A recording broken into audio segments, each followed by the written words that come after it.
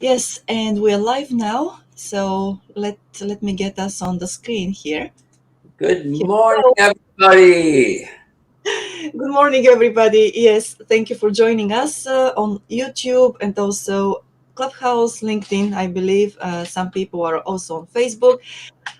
It's a pleasure to introduce to you Diana Green, who is founder and principal consultant at Vision Led Global, and also an artist and a coach, and well, quite a few other things as well.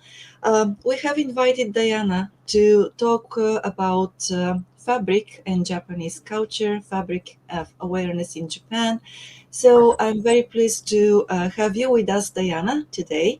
Without any further ado, I'm just giving you the floor so that we don't waste any time on introductions on my side, because I would like you to introduce yourself. You will be much better at doing that than I will. So here we go. Let's start. Good morning, everybody, and happy Valentine's Day. That's Happy right. Oh my Today it's the 14th. Oh, No, yeah. Tim or something. my wife's not a romantic, but my mother-in-law is. Oh, So I have to get her chocolate today before she comes home. But go ahead. Okay, anyway. My background, I'm going to start first of all with a little bit of history. I actually went to art school in Melbourne, Australia, and I actually went to study ceramics and then diverted myself into textiles, but I developed textiles as an art form. So I was creating lots of texture and lots of fabric with found fabrics to start with. But eventually I bought a hand knitting machine to make my fabrics so I could make them into sculptural pieces. So they were very textural. They were deliberately rustic at times. Sometimes they were three-dimensional, so they were self-supporting, or I suspended them, the fabric that is. And as I kept evolving this, I started putting glues and resins and other things into that piece of artwork. And that was my direction to start with. I also studied sumie when I was at art school, and I'd had an interest in Japan since I was quite young because I had nagged my parents to take me to the only Japanese restaurant in Melbourne whenever I could go. And I think I was influenced, I think my brother and sister and I were all influenced by the samurai program on TV. And I found that fascinating, just seeing the architecture. And so all of these things accumulated over a period of time. So when I went to art school, my interest in fabric became quite strong, and I ended up designing knitwear as a way to make money through college. And then I eventually moved into that direction. But whilst I was at art school, someone gave me a book by Issey Miyake. And I was so fascinated by his work. And once again, he was working with a lot of knitwear, a lot of fabric, which was very textured, had great depth in what I could see in the book. And also the shapes, because I'd been working with sculpture, I was really interested in shape and what happens when you put light textures with strong, heavy textures. And he was doing that. And of course, the shape of the kimono was part of his base, and then he distorted that. So he was such a strong influence. And I think as I worked into the fashion industry as a designer, that stayed in my mind. And later on, after a little while, I was putting garments together and selling them in Australia. And I carried the Australian Wool Corporation logo because Australia is one of the biggest wool producers at that time. And so I had the privilege to put the logo on my clothing. And then I was invited to Japan.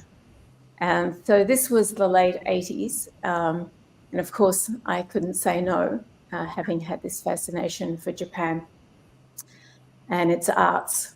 And at that stage, I was invited to trade shows, and I met a company called Nihon Vogue, who do publishing of craft magazines. And they also now do education programs on Japanese arts and crafts.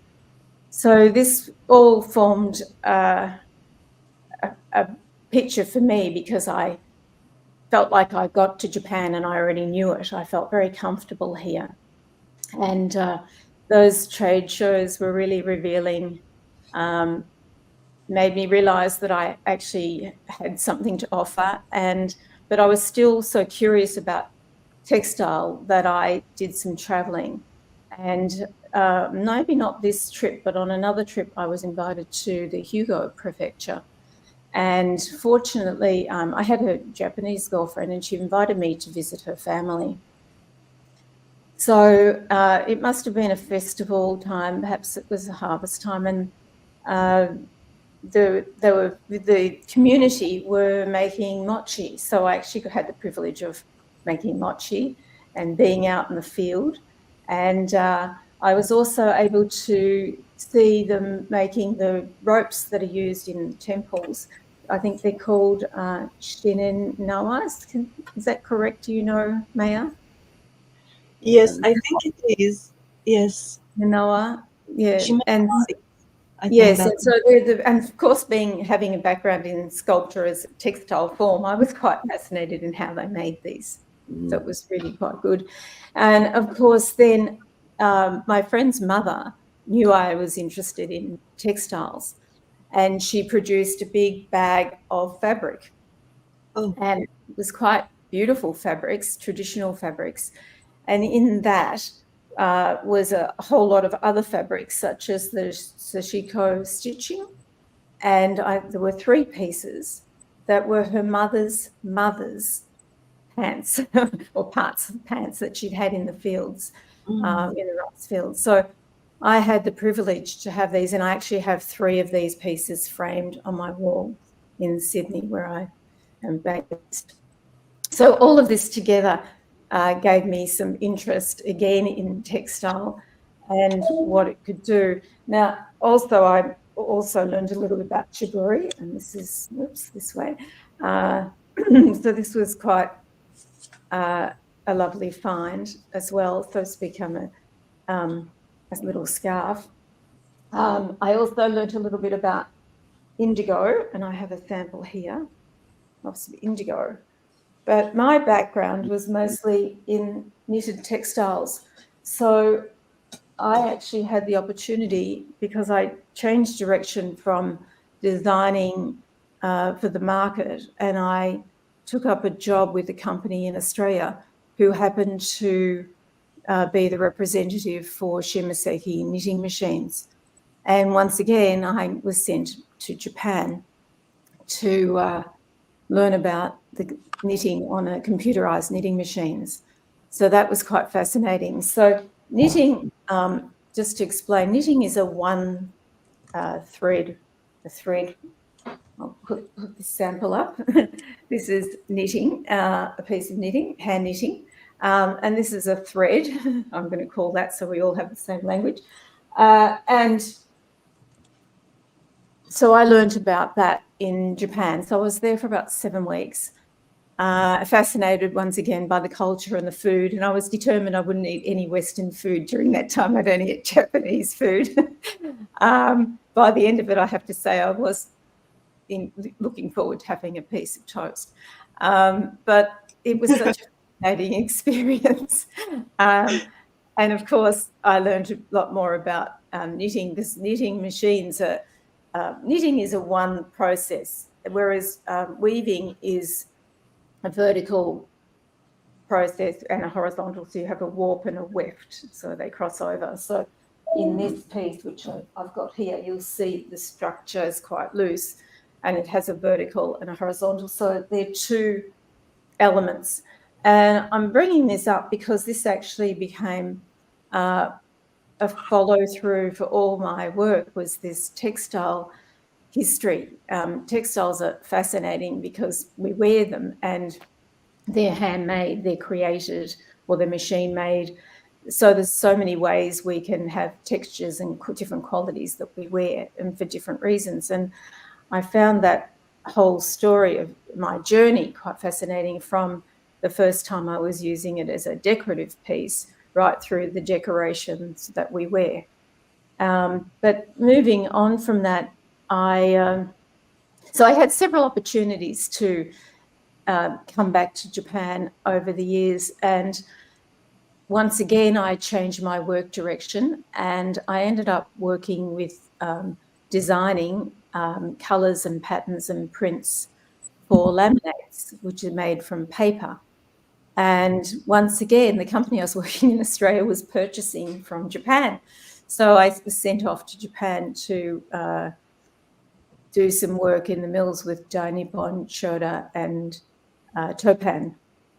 And of course, I kept in touch with Nihon Vogue, and I became friends with the family and the son, who spoke English. And so every time I would come to Japan, I'd get in touch with them and spend some time or go to dinner. So when I came back that time, I did talk a little bit about what I was doing in general. And as a result of that, I had the opportunity to spend more time with this company, understanding where they were, what they were developing then.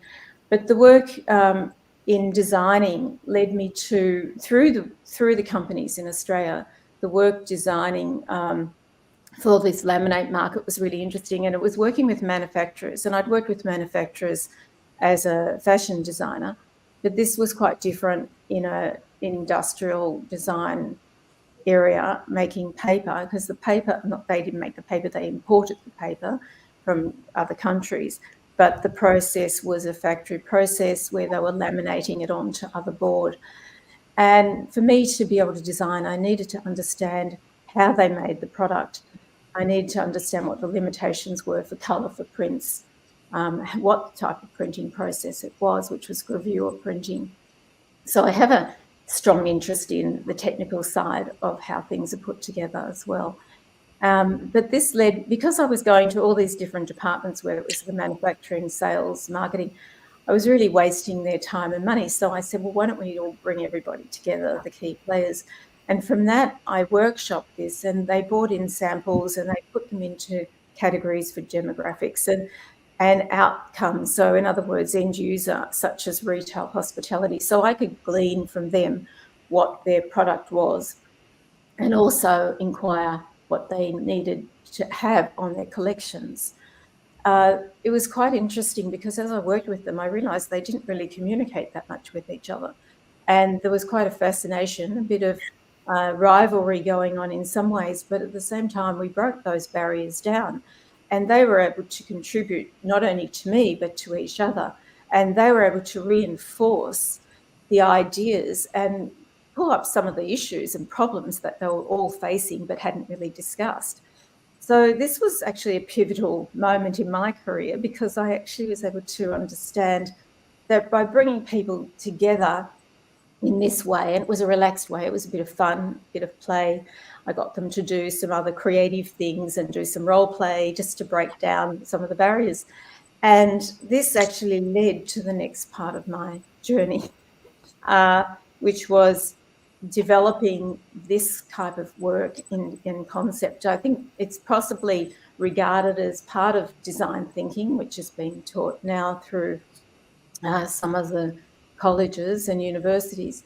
But at this stage, it probably was around, but I was working on my own creative initiative, and this is what I felt was needed. I worked with several other companies. One company in particular was making carpet tile, and it's a flooring company, and I'd actually designed for them.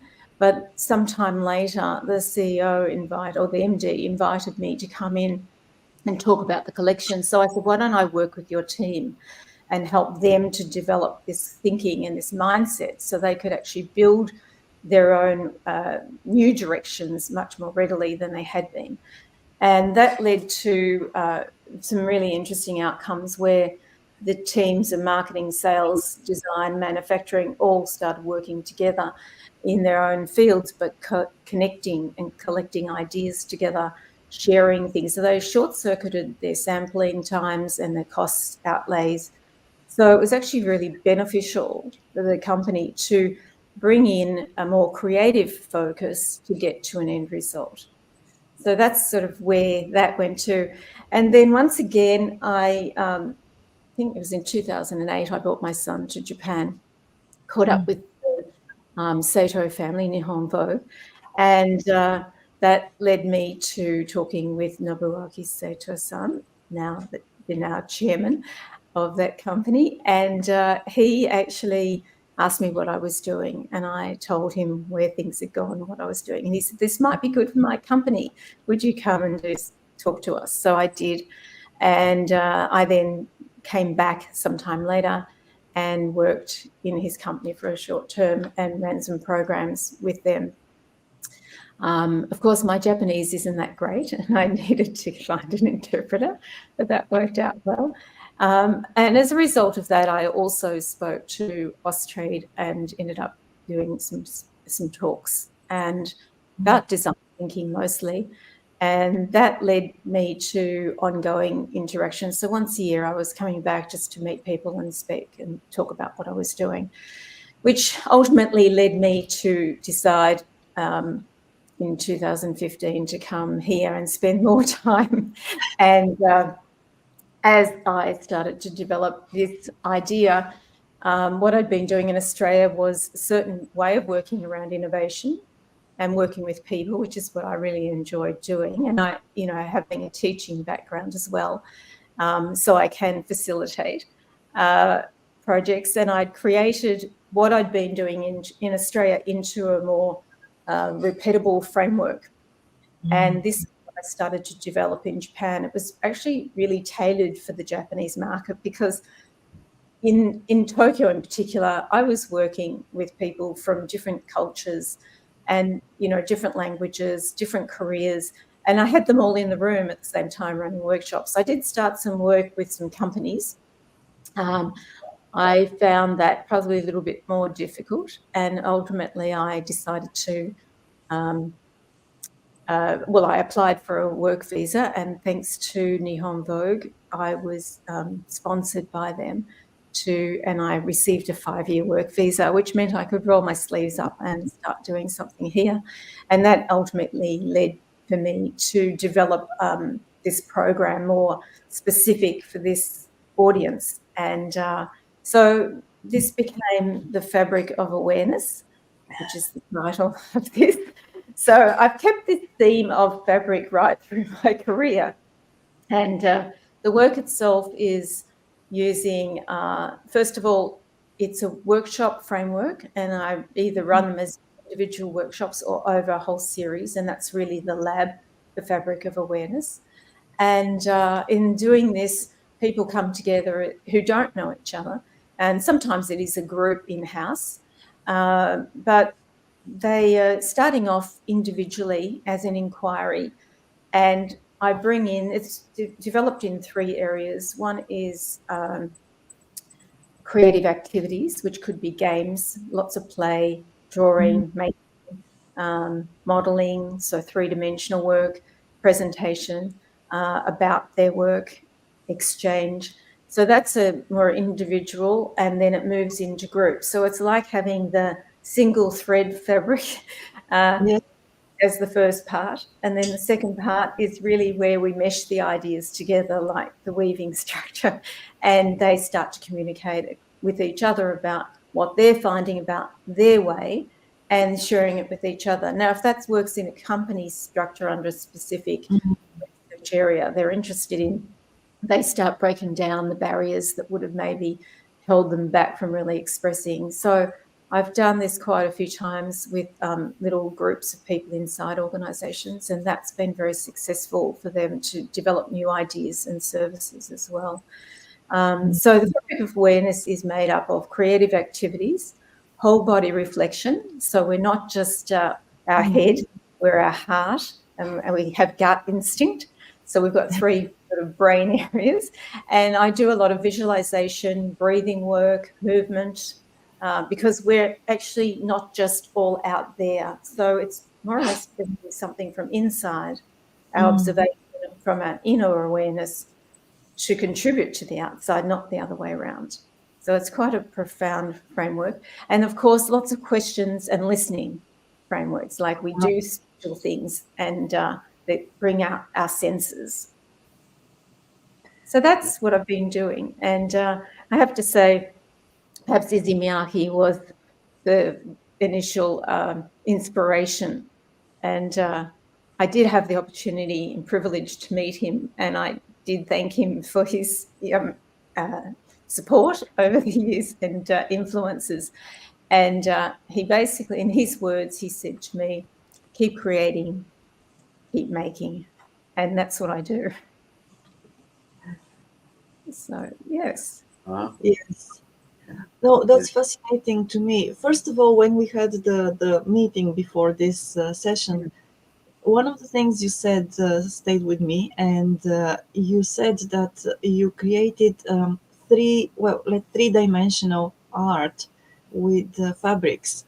And personally, for me, because my mother used to knit, and she would knit sweaters and mufflers and such things, but I never thought of textiles as something as a material for three-dimensional art, even though it's so logical and it's out there, but to me it never felt that way. And so when you said, well, I create well, in the beginning, right, so you art and structures with fabrics, I was fascinated by it. So it made me think about how we see things, and how, well, I mean, some things resonate with us, others don't. And then from there, my thoughts continued into what nowadays is called design thinking, and basically how everything is connected. And at some point when we go back, we do connect the dots, and we create even the structure in our own heads. And maybe that's when we go from outside to inside, and then from our inner world once again to the outer world. I don't know, it's really a fascinating idea to me, and a concept. But yes, it's just amazing. And I have a question to you. I have quite, several, but the first one, when you started talking today, you mentioned that you felt comfortable in Japan when you first came here. And I want so what made you feel so comfortable in this country? Because for every one of us, it's a different thing. And I would love to hear what. I felt actually like I'd been here before. And there was just something that resonated. To me, there's so much aesthetic beauty here, whether it's in the gardens, in clothing, in some of the style, especially, not necessarily. In fact, it's quite interesting because in the late 80s, when I did come here, it was very, I'll call it Japanese. And I never actually realized there was even a Western quality beyond sort of structures, buildings as such. But there was such a Japanese feeling here, and even modern Japanese, which meant, more uniforms in what people were wearing and things like that, were Western, but they weren't living out of the Western mindset as I perceived it. And it was only when I came back with my son and I went to, I think it was Roppongi, I went, oh, there's a whole sort of Western feel here. I didn't know that existed. And I think it was to do with just food, places I was taken, coming in with companies at that stage, especially in Japan, all over the world. In fact, there's an incredible hospitality that people take you to restaurants, they show you the culture. And I found that was really beautiful. And I remember going to a dinner with Nihon Vogue and other, staff and other trade people. And And I was sitting there, we were in this long table, and, I had our feet underneath in a sort of ditch underneath. We didn't have to fold our legs and sit. But it was just this whole aura, and it just had such beauty and simplicity. And as a designer, I think me anyway, I have this thing about wanting beauty and that sort of quality. And I think it just showed through. And that first trip also, I went to Kyoto, and fortunately, Nobuaki Sato-san was going there for work. So I don't even remember how I got to Tokyo Station and found the right platform and everything else to get to Kyoto, but I did. And fortunately, he spoke English. So it was, everything in that stage was in Japanese. And I can remember going with the Wool Secretariat to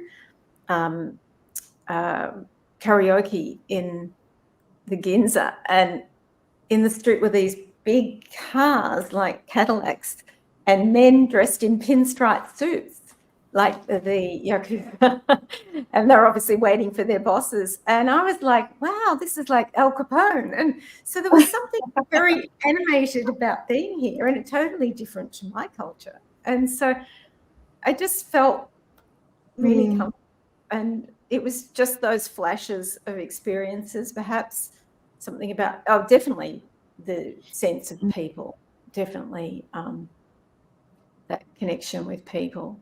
In fact, when I got to the Wool Secretariat in Tokyo, and I arrived there before the woman from Australia who was working with the Australian Wool Corporation, and she walked in. I'd been there for a little bit talking to this gentleman, and she walked in and said, "Do you know each other?" And I said, "No." It was just, there was a natural rapport, and we were just talking about culture, food, I don't know what, but yeah, so something resonated. Yes. Well, and Tim, so how about you? Yeah, no, while during your self intro, I jotted something down. And then this was before Maya asked her question and you answered it. So it was a comment, and it's actually directly related to your answer, Diana. And what I wrote was, as considering your background, your artistic, especially the visual arts, it doesn't surprise me that you fell in love with Japan, because this culture is steeped in aestheticism to the point that they don't even know it. They're so, it's like arts and visual things are just so part of their culture.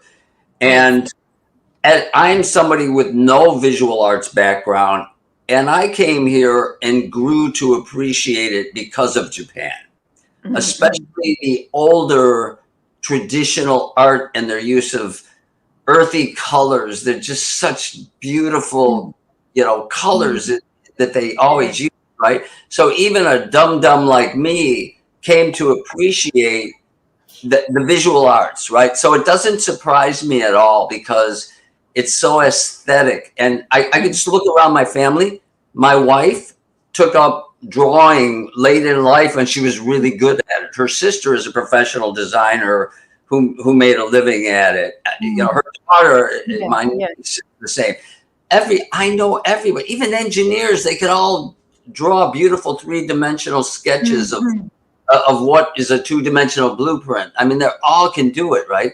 So it doesn't surprise me. And then the other comment I wanted to make was the idea of bringing people together, getting them to talk. They're in the same company, but they don't communicate with each other. And how, I think everybody, or many people listening, have been in that situation, because many people are bilingual, where you're asked to bring people together and facilitate conversations. And I did that for 20 years, more than 20.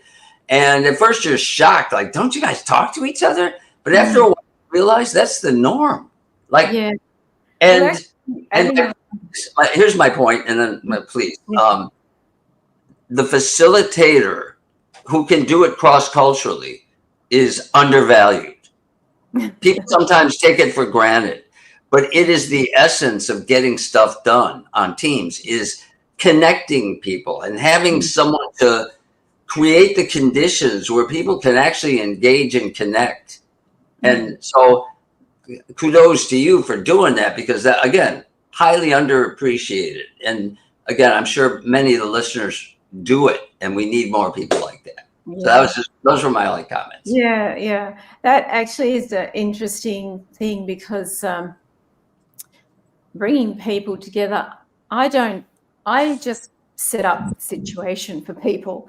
I don't Provide teach, I don't Yeah. guide, I point them in directions. And so the important part of this is, and I actually did, I've done quite a few workshops, but the thing that I noticed is once people start to draw, and I don't give them a drawing to do, I just put paper up and I have a little conversation about that.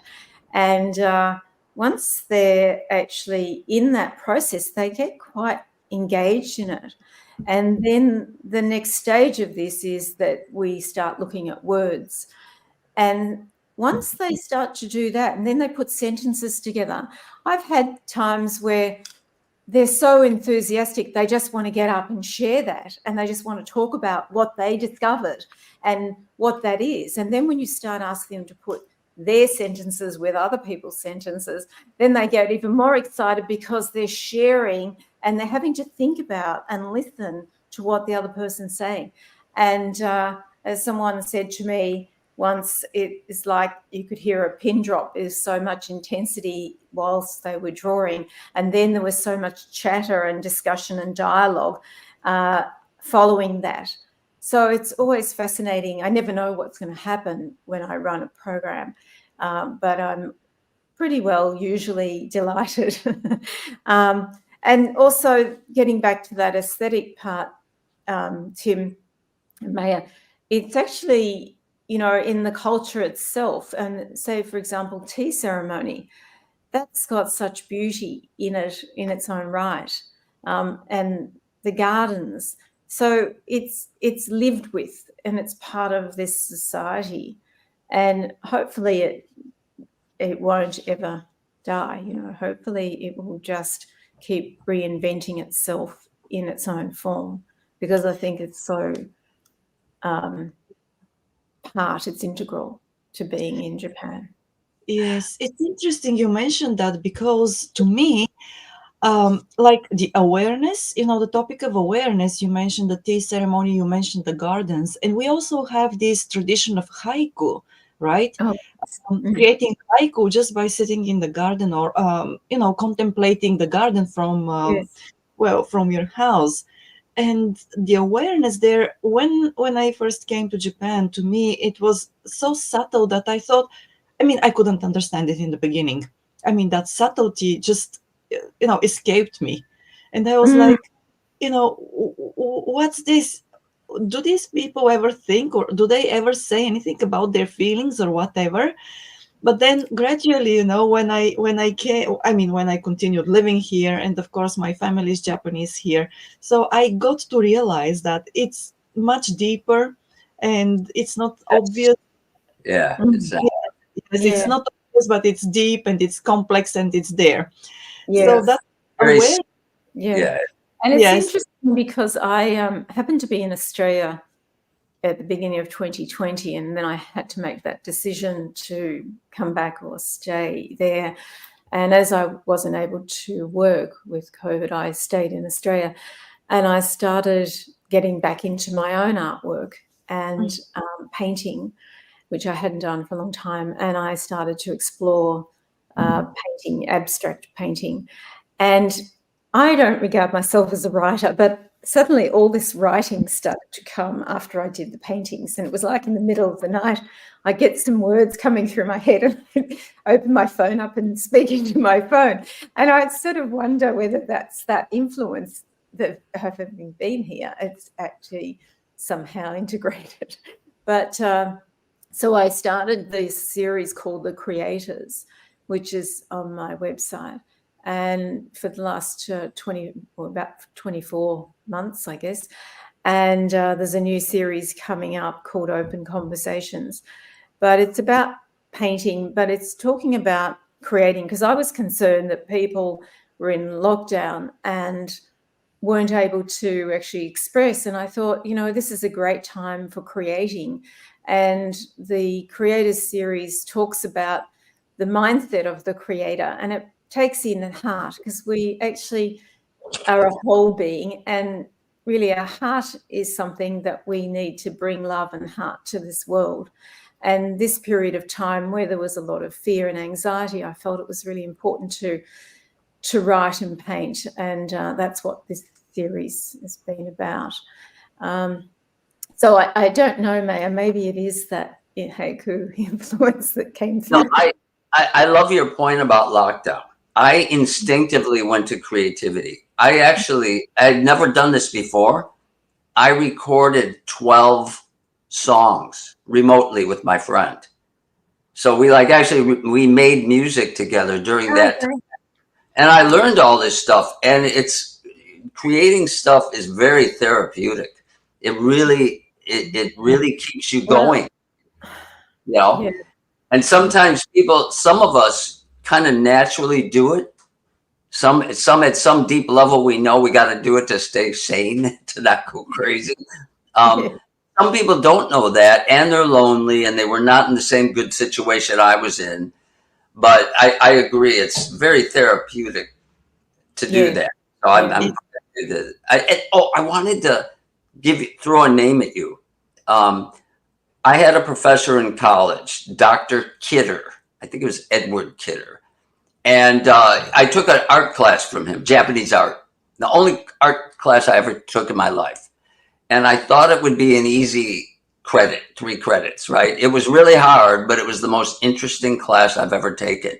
And if you can find any of his books online, he walked us through the evolution of Japanese aesthetics. Oh, wow.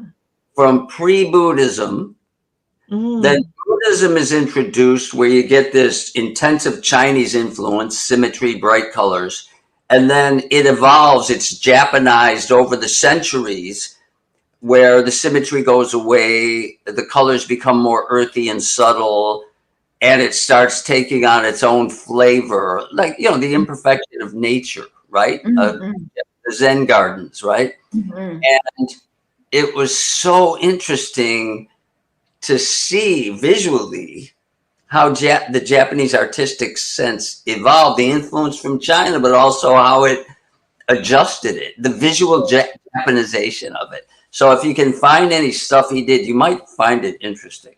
Yes, I'd like to look it up. Yeah, it's an interesting one. One of the things that I found interesting when I first came, probably third trip, and I went to the Hyogo Prefecture, was, the function and purpose brought about a new texture, brought about a new quality. So the patchwork, the stitching itself, and the economy of, having pants that you could keep wearing, it would have been a very difficult time then. So that's brought about something quite beautiful. And I see that, I'm sure it's in all cultures, but it seems to be something that happens here more of it. It's something that, it still has a purpose and a function. And there's always another layer. And given textiles is, it is layered, it sort of resonates for me in that way. And I think that layering in this culture is an important thing. There's certain levels of how much someone says at a certain time. There's certain levels of qualities that people will share certain things for certain reasons. And in the tea ceremony, that ability to sit and have quiet conversation and exchange. So, and as you say with the haiku, it's, there's a depth in there. There's words on the surface, but then there's more and more meanings.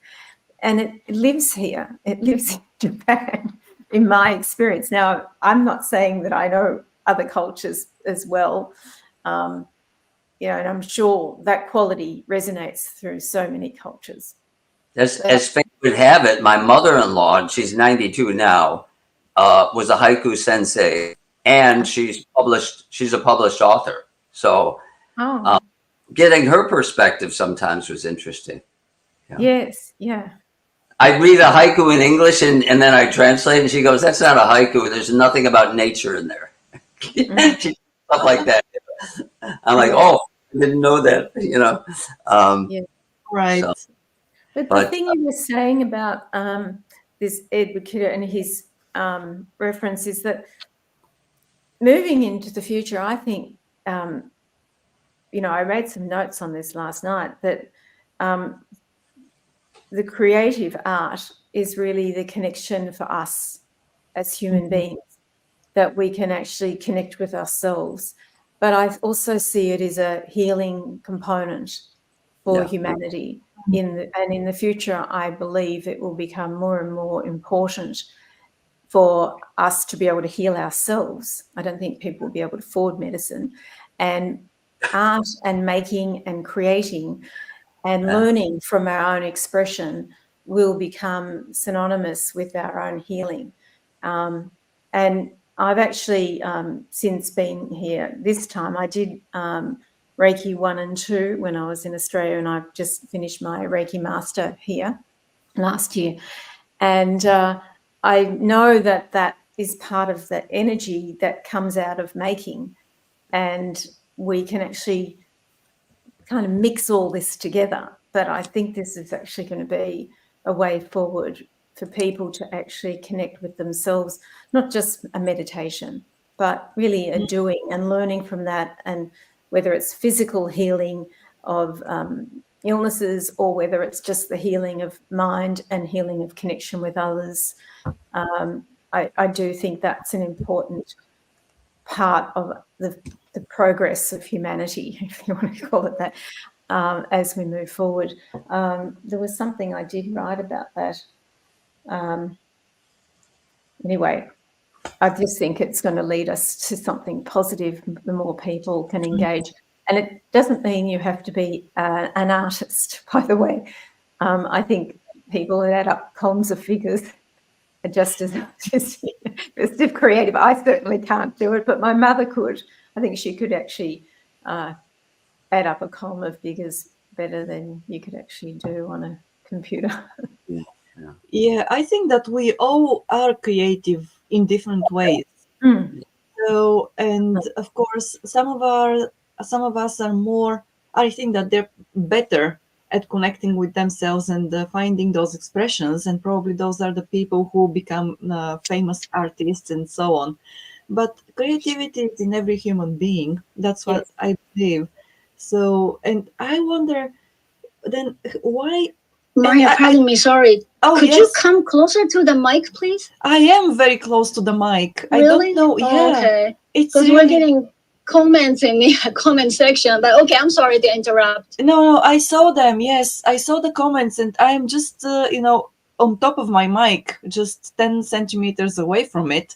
And I wonder why the volume is so low. But, well, I hope that you can. Good. Your volume's perfect on this platform. Right. So it's Clubhouse somehow does not get the message.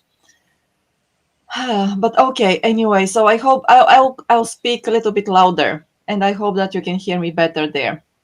Okay, but the thing is that I wonder why some people are better at connecting with themselves than others. So, what is it that prevents us from reaching deep inside of us, and just, I That's mean, a massive question, Maya, yes, because we have come from different cultures, as Tim will say, and so we have different references, we have different input as a child, as very early on in our lives, and so sometimes we are told a certain way or taught a certain way, but I still believe that our true genius or true inner self is actually something we did when we were really young, but we've lost it and we can't necessarily access it straight away. But in time, we all can connect back to those joys that we lived through and did as children, finding something quite unique in all of us. And that's the uniqueness that I would hope that the work with Fabric of Awareness will actually help people to rediscover and then bring it back into the world in a positive way. So, yeah, I think it's another conversation again. Yeah. Yes, because also I have so many friends here, Japanese friends, who, and I have made those friends through work most of the time. And the interesting thing to me is that on the surface, when we work together, they never talk about creative things. But when we go out together to have lunch or dinner, and then gradually they start revealing that, this person is going to a music, what's that, brass, well, is a member of a brass band. This person is taking drawing lessons, and then the other person is taking knitting lessons, and the other person is doing this and that. And suddenly I thought that maybe these activities are so much more um, frequent here in Japan than back home, because my friends back home they're more like, I'll do something creative, but I'll do it at home without going or taking any lessons, participating in any classes. And here, this maybe this is the Japanese. What's that, the yearning for perfection, and that, well, always they want to get better and better and better at what they are doing. So I have so many friends who just go to different classes, and they take different lessons, and they do different things. So And it's funny you mentioned that because my sister-in-law, she's been yeah. a professional designer her entire life, and then she retired. She does it part-time with her former company. She's still taking art classes. She's Oh, 70 years old, and she's still taking art classes. Yeah. Isn't that also the desire to learn? Yeah, to continue to improve, self-improve.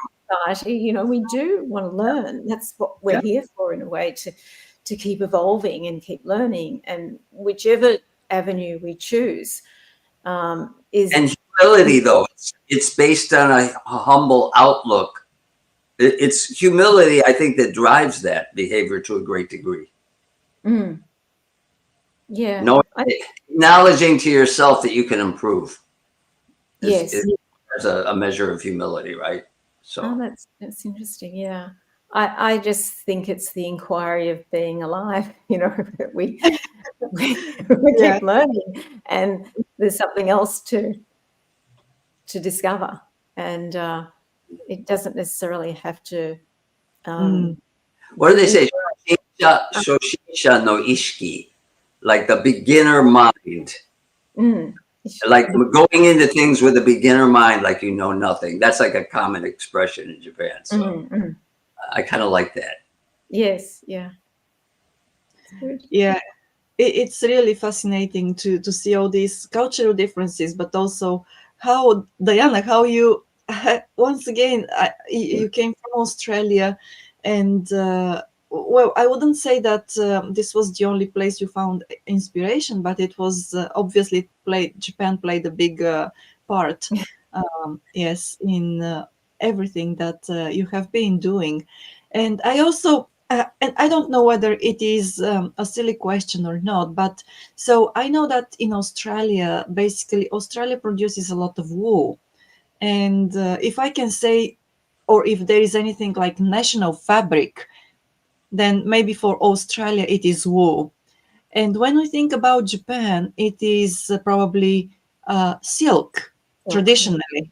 So I don't know, but do you think that there is something there, once again, related to, let's say, historical traditions and, let's say, mindset and cultural values that make these two things different? I don't know. To me, it's just a thought that occurred right now I because. think it's also the environment, because Australia is very vast. It's very big, and we have a lot of land to put sheep on, and the climate as well in certain regions. if you're talking about wool, for starters. Whereas the tradition of the silkworm, well, probably, I think it's from China and Yeah. came to Japan. And so it became very precious as a commodity. It was an exchange, I believe, the silkworm. And of course, then clothing-wise, you've got kimono and obe. And so there, that's synonymous with Japan. That became part of its own cultural evolution. They didn't put silk into clothes that needed to be out on the land like you would in Australia. You wouldn't be particularly good. Mind you, wool in terms of the northern part of Australia isn't really needed because it can be quite hot, but it can get quite cold at night time in certain places. But it's, the actual material itself is quite unique because it has its own temperate range in a way, and it produces a lanolin in the wool itself. So there's lots of different levels of its value in Australia. And globally, it's exported globally. But I think, where Japan has its textures, with its woven industry in its traditional weaving, and they brought in, I think, jacquard weaving, which came from maybe England, I'm not sure, don't quote me on that. But it actually has allowed for an incredible depth in textures and the designs that came through into kimonos through using jacquard and other woven structures to give such beauty using silk into the fabrics. And I understand that in maybe 12th century, Japan discovered a way to make thread out of gold and silver, and that became part of the jacquard work. There is an area in Kyoto called the Nishinjin, and they have very old traditional weaving techniques used in kimono, which I believe they sell globally. There's a showroom exhibition space which is called, I've got it here, Hosu, and it's in Kyoto. So if anyone's there, living there, they might like to go and have a look. And that Hosu was founded in 1688 in the Nishinjin district of Kyoto. So that might be worth someone who was interested in woven history of textiles in Japan to go and have a look at. Yeah. Yes, I believe it will be. I'm sorry. I was just in my head. I was thinking once again about the texture of textiles and the different threads. The origin, like wool and silk, and also hemp. I believe that used hemp here a lot as well, but also the colors. Tim, what you said about the history of aestheticism here, and how the colors changed.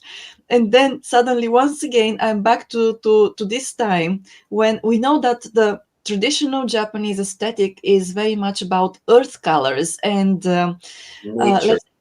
nature. Yes, colors that Inspired. Yeah. inspired by nature. And Japan's a beautiful place. Surprise, surprise. Yes, but then when you think about all the TV channels and their variety programs, how they scream with bright colors. Yeah, I agree. So weird. So weird. The introduction of chemicals in many cases, chemical dyeing and yes. durability of that fabric itself, and synthetics as well. Yes. Their advertisements, they scream loud. Yes, very loud indeed. It's like, like the traditional aesthetics, yes, are suddenly replaced when it comes to the show business, are suddenly replaced with chemical colors. Yeah. And then this controversy, Certainly, I would characterize Japanese art as understated elegance, shibui. right? Yes. Understated, subtle, elegant. And this is like the opposite, you know. But there's one quote that stuck with me throughout my career. And I was Yes. with a guy at Toyota. It's related to this, okay? And I asked him, I go, why are Japanese so obsessed with quality? That was my question. And he said, because we love beauty. Think about that. Think about that connection. Yes. Quality and beauty. It's a direct from his point of view. So I thought that was a very profound answer because it really made me think about the connection. But anyway, Yes. I never Yeah. thought about that in this way, actually. I don't either. Yeah, it just totally never made that connection. But anyway, just a comment. And I'll probably have to run to help my mother-in-law get off to day service today. So I wanted to get the Okay. Yes. Well, it's just about time for us to let everybody go about their day. And I wanted to say to Diana, thank you so very much for this session and your time, because it was a wonderful time, a wonderful way to start midweek in a relaxed, I gotta go. very, yes, relaxed way. So really, I appreciate your being with us, and I'm very grateful for everything you told us. Hopefully, we'll continue this conversation in the near future, because there is so much more to it. We just scratched the surface. And once you come back from Taiwan, I hope to have you again with us. So thank you very much indeed. And well, I'm going to close the live stream now and let you go as well. Have a good day. And Thank you very much. And thank you for the opportunity. This is really fantastic and great for me to reflect on all the parts of my career. yeah, Thank you. at some point, yes, as you said, just by these conversations, well, who knows, we may come up with new ideas. Yes, that's, well, the quintessence of design thinking, isn't it? Yes. Thank Okay, you. so thanks a lot. And I'll see you again soon, I hope. Okay, thank you very much.